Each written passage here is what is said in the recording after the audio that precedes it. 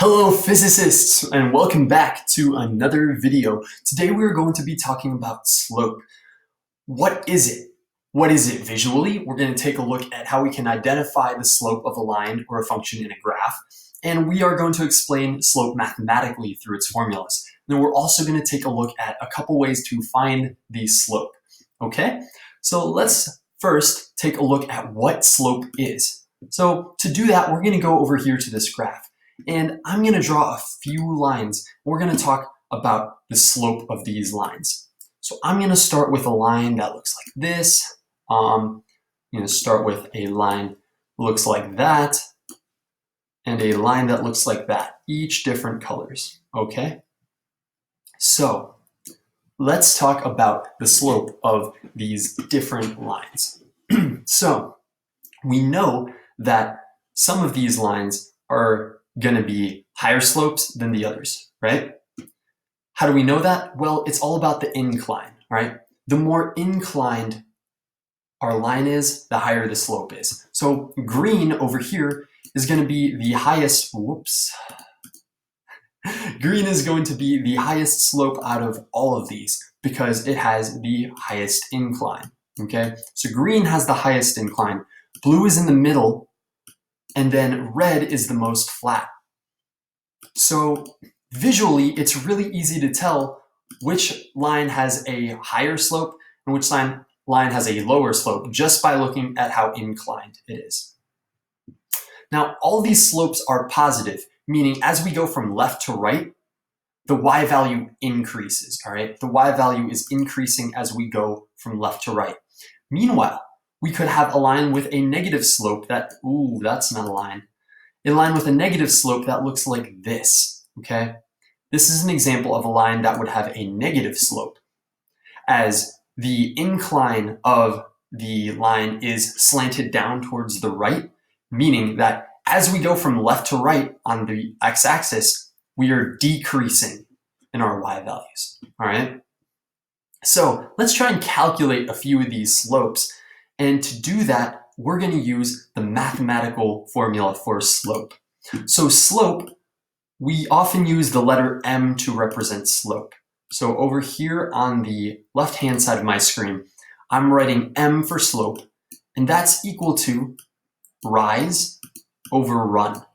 And what we mean by rise over run is we mean rise is our vertical change, and run is our horizontal change.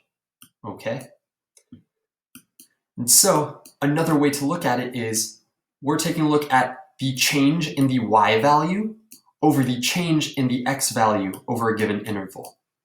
That delta sign there, if you haven't seen it, it just means change, okay? So change in y over change in x. So let's take a look at, let's go with the red line first, okay? Let's identify a couple points along this red line that we could use. And we're ideally going to look for points that are near intersections. So I'm going to select this point right here because it seems to be right on the intersection there. And I'm going to select the next point that looks like it's right on the intersection. Down here we have another point that looks like it's along an intersection. So now I'm going to create a right triangle here. And I'm going to try and identify my rise and my run. So I'm going to draw a couple of lines like this, right? So over this interval, this green line represents our vertical change or our rise, okay? And over this interval, this blue line represents our horizontal change or our run. So if I want to find the slope of this red line, I'm going to go ahead and take my rise, which looks to be 1, 2, 3, 4, 5 units. So I'm going to go 5 on the top for rise, over my run, which is going to be 1, 2, 3, 4, 5, 6, 7, 8, 9, 10, 11 units. And that's going to be my slope. So I'm going to get a slope of roughly 5/11, okay? And I know it's positive because as my x value increases, my y value increases. Let's try and calculate the slope of this yellow line too.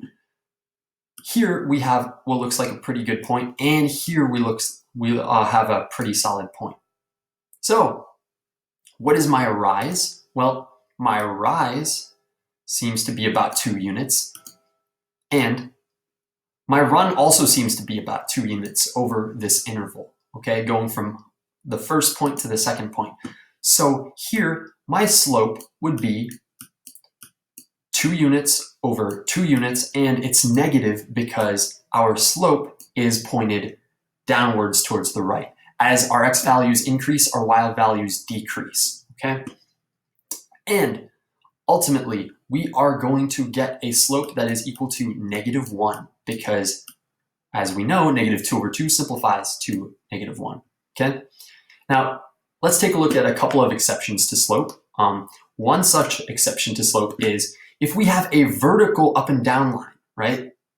Then our rise would be effectively infinite and our run is 0. So that's going to be an undefined slope. We are going to say that this slope is undefined.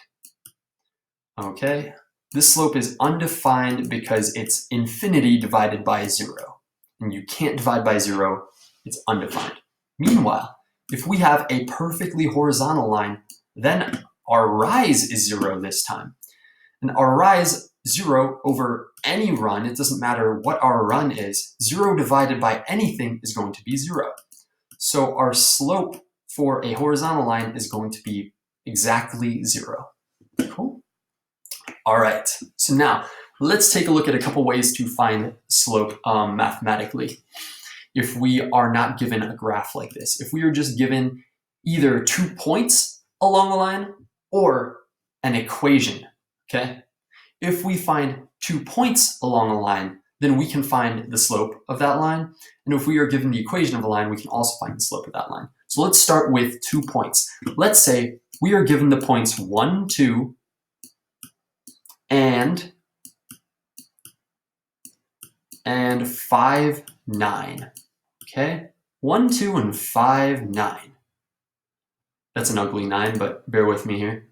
So if I'm given those 2 points, I need to be able to identify our slope. And we're just going to go back to our slope formula, which says that the slope is equal to rise over run, which is our change in y over our change in x. And we're going to simplify change in y to change in x by saying y1 minus y2 and x1 minus x2. What are y1, y2, x1, and x2? Well, x1 and x2 are the x values of these points. So x1 and x2 are these guys, 1 and 5, and y1 and y2 are the y values of these points, okay? Now, you have to just make sure that you choose one of these points as point 1 and one of these points as point 2. It won't matter which one you choose, as we will see, but we just need to be consistent. So let's say I treat this as point 1, okay? I'm going to treat the first point as point 1, and I'm going to treat the second point as point 2. Then this 1 is going to be my x1, and this 2 is going to be my y1.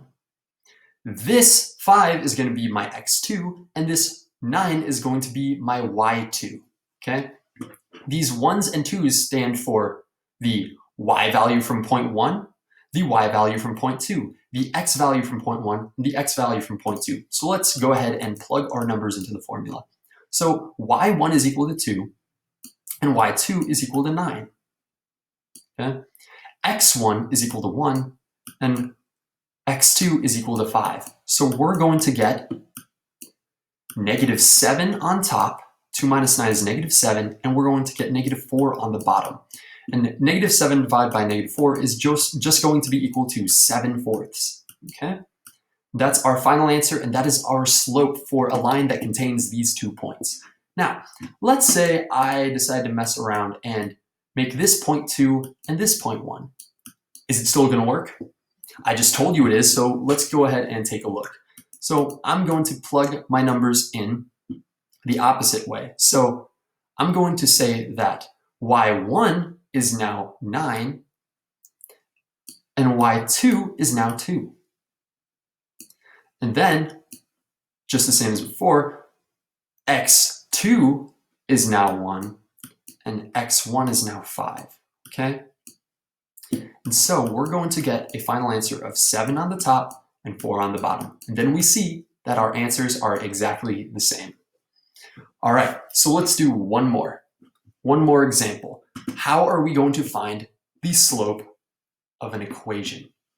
And our equation is most likely going to look something like this. We're going to have some number times 9. So let's do 3, or some number times y, 3 times y plus some number times x. Let's do 11x, could be plus or minus. And let's go ahead and throw a constant in there. I'm feeling 6 today, okay? So I have 3y plus 11x is equal to 6. Actually, just for fun, let's go ahead and make that a negative 3y. All right, so we have negative 3y plus 11x is equal to 6. So we are going to follow 2 steps here.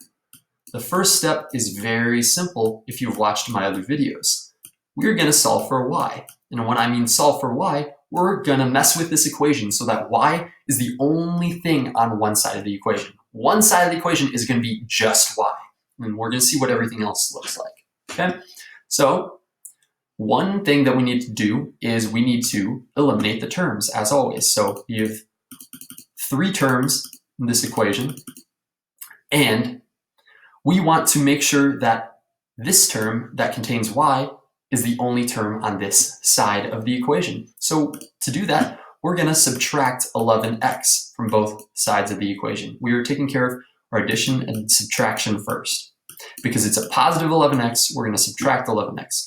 We're going to get, for the next line in our equation, we are going to get negative 3y is equal to 6 minus 11x. Okay? All right. Now we're almost done. All we need to do is divide both sides of the equation by 3, because we, negative 3 actually, because we have that negative 3 multiplied by that y. So we're going to divide the left side of the equation by negative 3, and we're going to divide the entire right side of the equation by negative 3. Make sure you're dividing the entire right side. And so this is going to turn into just y, because we've canceled the negative 3's, is negative 6 over 3 minus 11x over, now be careful here, there's multiple negatives, so this is going to become a positive 3, right? Negative 11 divided by negative 3 is going to be positive 11 over 3. And so we're going to get an equation that looks like this, and I'm going to clean it up a little. One thing I'm going to do is I'm going to write the x term first. So 11 over 3 times x, kind of going to pull the x out there, minus, and I'm going to turn negative 6 over 3 into negative 2, because we know that 6 divided by 3 is 2. So we've just done a little cleanup work here. Y is equal to 11/3 x minus 2. And so if you recognize this from algebra, you'll know that we are in a form called slope-intercept form. And slope-intercept form says that the equation of a line looks like y equals mx plus b, where m is our slope, as we stated before, and b is our y-intercept. It's the point at which the x value is 0. It's the y value at which x is 0. So m is our slope, right? So we just need to figure out what m is. M is the coefficient of x, or whatever is multiplied by x. In this case, that would be 11/3. So we know that our slope, m, is equal to 11/3. Okay? All right, so as a quick recap, we talked about what slope is in its visual form. It's the incline of whatever line we were talking about. And we also talked about it in the mathematical sense, in that it's rise over run, our change in our y values over our change in our x values. Then we talked about how we can identify what the slope of a line is from either 2 points that we were given on the line or the equation of the line. All right, and that's everything today. So have a wonderful day, physicists, and take care.